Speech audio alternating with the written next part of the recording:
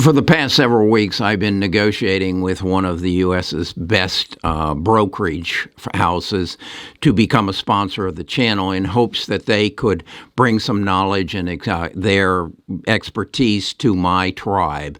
And I was notified yesterday that they would not be collaborating with me because of my recommendation of shorting China and the use of the yang, which I have since retracted, and then that some of my thumbnails presented some extraordinary potential returns that they didn't think were appropriate. And so it gave me the need to do some soul searching and to look and see if exactly what I'm projecting is possible. And that's what I want to go, because I think this is a mistake on the part of the broker. I think my projections are accurate, and I want to share that with you today. Best of Us Investors presents Carrie Griegmeyer.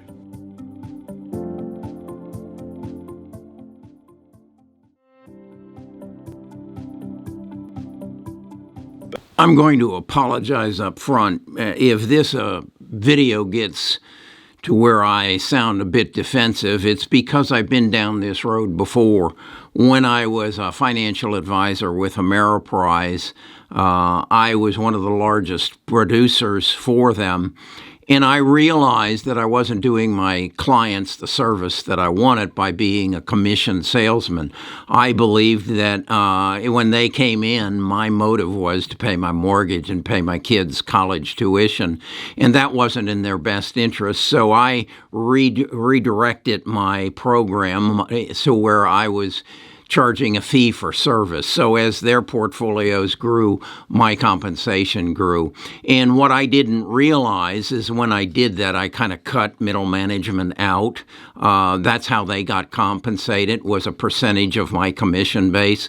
And when I went to a fee for service, they got cut out. So basically, they decided they needed to get rid of Carrie Griegmeyer, and to do that, they put compliance on me. And once you get compliance on someone, they can find, and you're aggressive, they can find ways to get rid of you. So that's what they did, and I sold my practice. So when I started negotiating with this brokerage firm that I will not mention their name, I thought this is wonderful because they're going to bring an aspect to my tribe, to my presentation that I can't, that they can help my viewers become better traders by helping them understand their vehicle, their brokerage account, and the understanding of what's the difference between a limit trade and a market trade, and how do you use the graphing, and how do you use the integral parts that they've built within their platform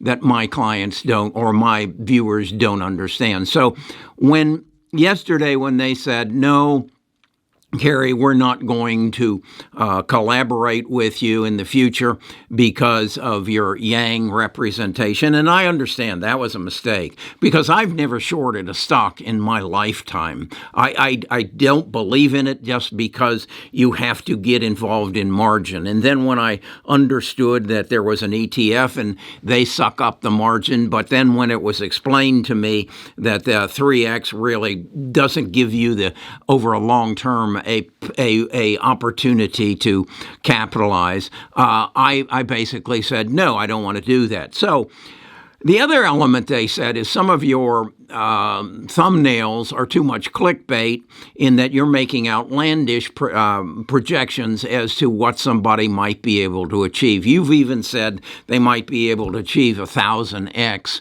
return over the next 10 years, and we don't think that's realistic. They didn't say those words. They just said your thumbnails were a little extravagant. So I went back and I looked at my thumbnails, and here's a picture of some of them, and yeah, I see that I'm saying in there that some of these stocks are going to be up 400%. In one case, I said over the next 10 years you can expect 1,000% return on some of these stocks, and that's what they objected to. Okay, that's fine. So I then went and I said, well, what are the best performing stocks over the last 10 years? And so in doing that, I found this article here. Now, understand this article was written in 2020, so the picture is a little bit different. But in essence, they came back and they gave me a list of stocks, the top 20 stocks, and the number one stock they said was Domino's Pizza. Yeah, and they said over the past 10 years, that would have been 2010 to 2020, it got a 3,960% return. Well, I didn't promise anything like that. And then the next one, they said, number 9 on their list was, which would be number 2 in performance, was Netflix, which had a 3,908% return. I didn't promise anything of that nature or even reflect that. And then there was one that I wasn't familiar with. It was Neuron Biosciences, ticker NBIX.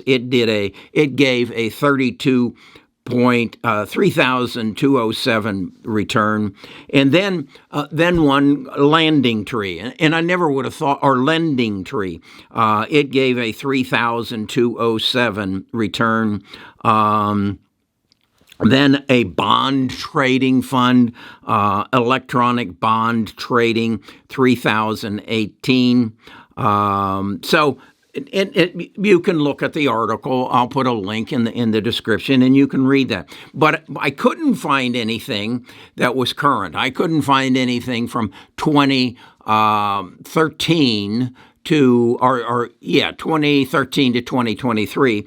So I went to my trading views. And again, if you don't have trading views, I don't understand how you can function as a trader, because it gives you historic information. There's a link to that also in the description. So I put in these stocks that they said and created a diagram of how they performed. And then I got to thinking, wait a second, none of these in their top 10, none of them mentioned Tesla. That's strange. Why wouldn't they mention Tesla? So I want to show you on my computer what I did. And then because then I said they aren't mentioning Amazon and Google and Apple. Why aren't they mentioning them? And I thought, that just doesn't make sense. So let me show you what I found on my computer. Okay, so this is my trading views, and as I say, this is tracking their top 5 stocks from August of 2013 through August of 2023. So it gives a more current picture, and I think the first thing that jumps out to you is this. This is trading. This is Lending Tree, and you can see it got up to a 5,000% return, but now is down 325%.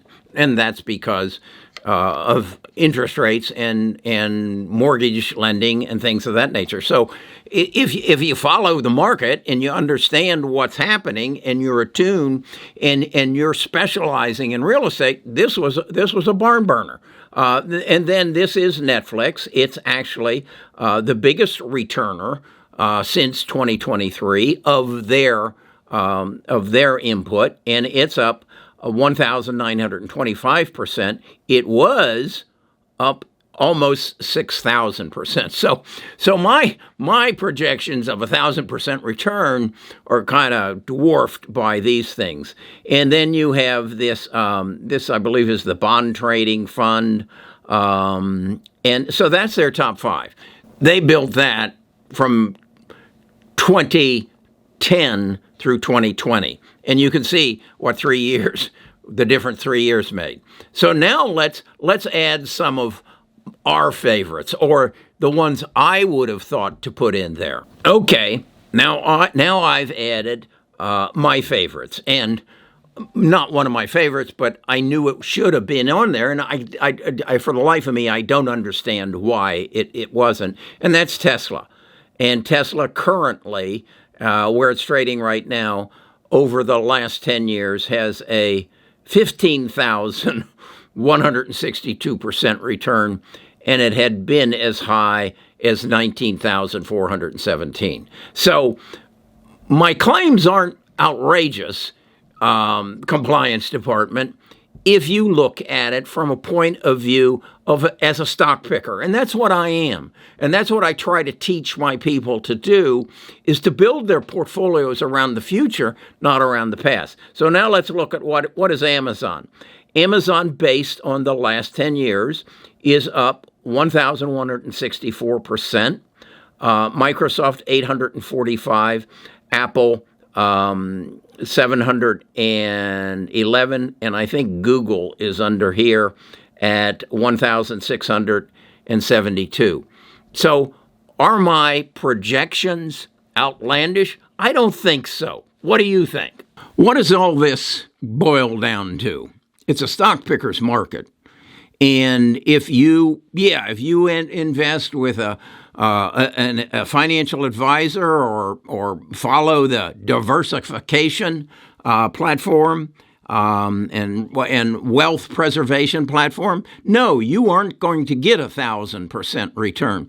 But I still contend, and I would love to sit down with this brokerage department's compliance people, because what I know is they don't know how to invest in the future. They don't know that the future is made up on change, and change is driven by technology, and our technology is coming faster than it ever has. Don't they understand quantum computing? Don't they understand that someone is going to put a needle in my arm and it's going to take cancer out of my body, and then they're going to put that needle in my granddaughter's egg and her fiance's sperm, and it's going to take cancer and Alzheimer's, whatever genome deficiency they have, because their blood will be genome sequenced, and they will know that, and they don't think that's going to give 1,000x return to the people who pick the right stocks. Come on, you must be in compliance. That's because if you were in any other part of the investment community, you would understand that it isn't about diversification. It's about selection. It's about education. Yeah, diversification? No. Education? Yes. Understand what's going to happen in the world around you, and you can achieve 1,000% return. Because the world is changing that fast. Damn it, this is artificial intelligence. What the hell does that mean? That means they're going to take my mind, which is damn good, and put it on steroids through computing, and bring your mind and your knowledge and not 1,000%, but 10,000% return on my intelligence. And if you do that and then add quantum computing on it, I can't calculate the number of return. Understand, as I said, I would get a little pissed off because once again, it's those compliance people that can't that have no capacity to think out of the box. What was their motive then? And I understand it. We got to protect our firm. And Carey Grinkmeyer is a loose cannon. You bet he is. Because he doesn't look through a microscope. He looks through a telescope, a high-powered telescope, looking not only beyond the end of my nose, but into space. I'm going to own SpaceX. I'm going to own the chip that goes in the back of my head that gives me quantum computing capability, that takes away any problems that happen to my brain as a result of a stroke. Yes, I'm going to own them, and I'm sorry if your mind doesn't have the capability to get out of the box that you're put in and understand the future is coming faster than you think. And that maybe if you would collaborate with me, you could help people. You could help the young people in this world that are puzzled, They don't understand the stock market because it's run by a bunch of old baby boomers who don't think outside of the box and don't think progressively. So, okay, got some of that off my chest. I hope that my contact will share this video with his compliance department and we can talk some more about this. Because I want this for my tribe. I want this for the young people of this world to know that if they will study this stock market, if they will study the future, if they will read the books that are out there that give them an insight as to what's going to happen in the next 5 years, the next 10 years, yeah, they'll achieve 1,000% return. I got no doubt on it. But if you stay in the box, no, just diversify. But buy Procter & Gamble. Yeah, that Tide will continue to sell. Yeah, it will. But it ain't going to take disease out of my body. It ain't going to put a chip in my head to make me smarter than anybody walking this earth right now. Because I'm going to have the capabilities of artificial intelligence, machine learning, quantum computing embedded in my brain. And it will take the disease out of my body. And if I have suffered a stroke, it'll help me walk again. All right.